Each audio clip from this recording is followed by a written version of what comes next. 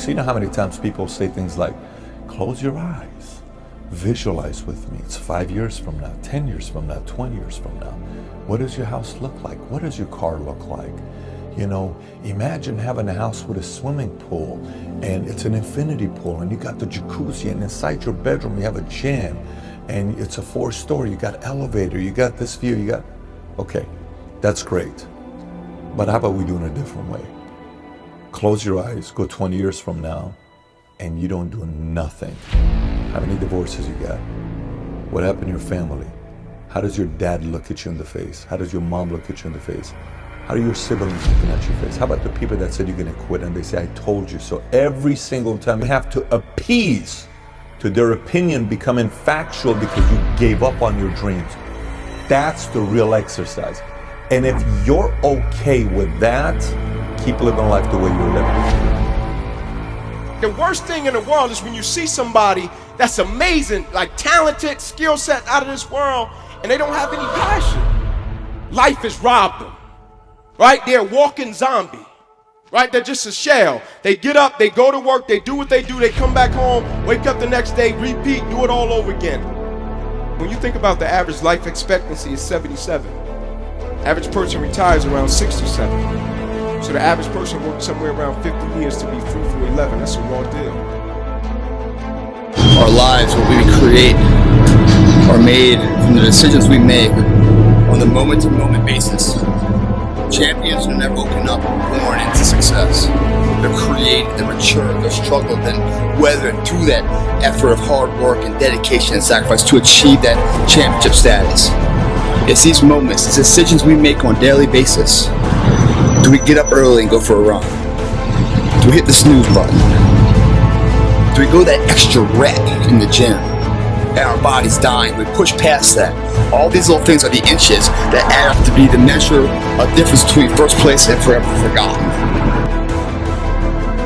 If your day doesn't challenge you, don't ever expect to be changed by it.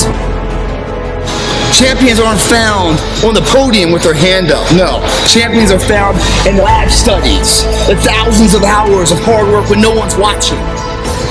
That's what makes the will unstoppable. When you're in here and no one else is, and you're pushing yourself harder than anybody with no one around. That right there, guys, is a spark that catches flames. Burns every fear down, guys. Some fear people use, and it enables them, fear does. You know, it's a block to them. They're scared from it, they run from it. Fear, shuts them down. For others, fear's a motivation. I feel fear now, and I tackle it so I never have to feel it again. Most people are blinded by fear. And to be successful at anything, you've got to be able to control that and work your way through it. Fear is not real. The only place that fear can exist is in our thoughts of the future. It is a product of our imagination, causing us to fear things that do not at present and may not ever exist. That is near insanity, Qatar. But do not misunderstand me. Danger is very real, but fear is a choice.